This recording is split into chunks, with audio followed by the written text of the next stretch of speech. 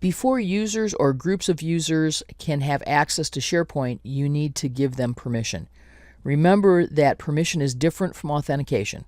Authentication is Windows saying, oh, I recognize this user. They're who they say they are. They've proven that by giving me a username and a password.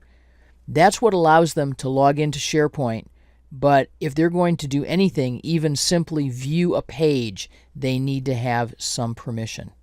Remember that we got here by choosing the gear, choosing site settings, and then choosing users and permissions. And that lands us on this particular page. You can tell that I have permission or I wouldn't even be able to see this. I want to grant some new permissions to a user. There are a couple of ways to do this. One way is to click the group I need to add them to, in this case, Team Site Members.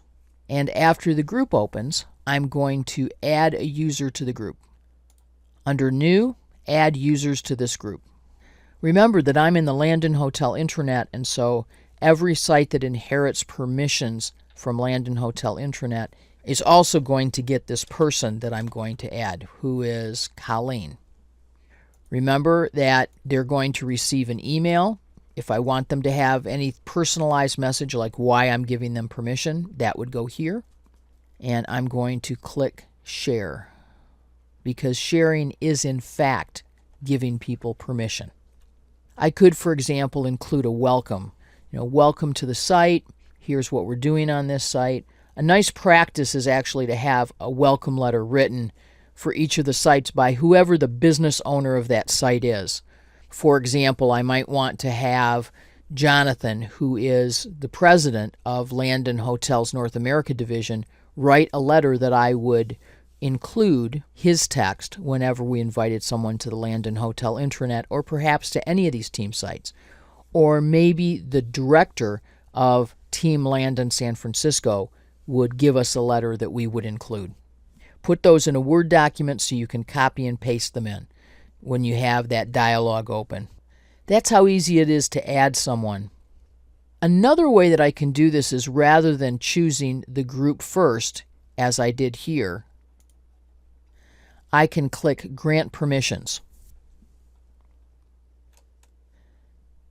If I click Show Options, notice that I now have the ability to choose a permission level.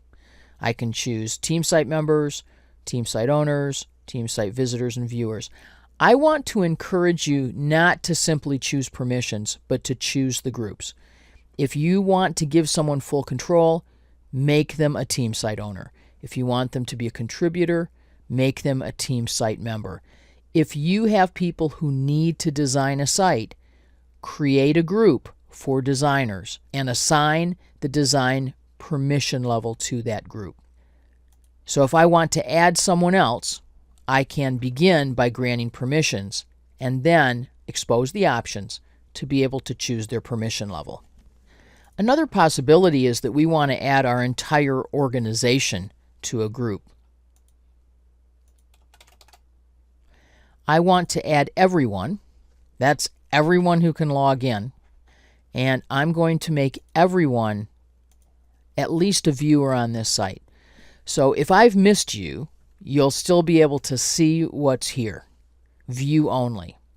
Now in this case, I am not going to send an email invitation, because this is how I stay on the good side of my folks in IT.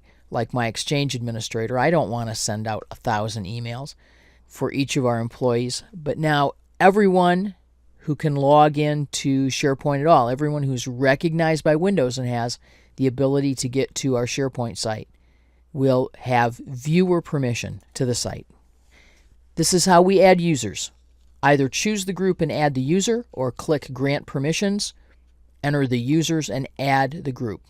No matter how you do it, I would always show options to make sure that you're making the choices you wish to make. Either of these methods will allow you to add users to groups and therefore assign permission levels.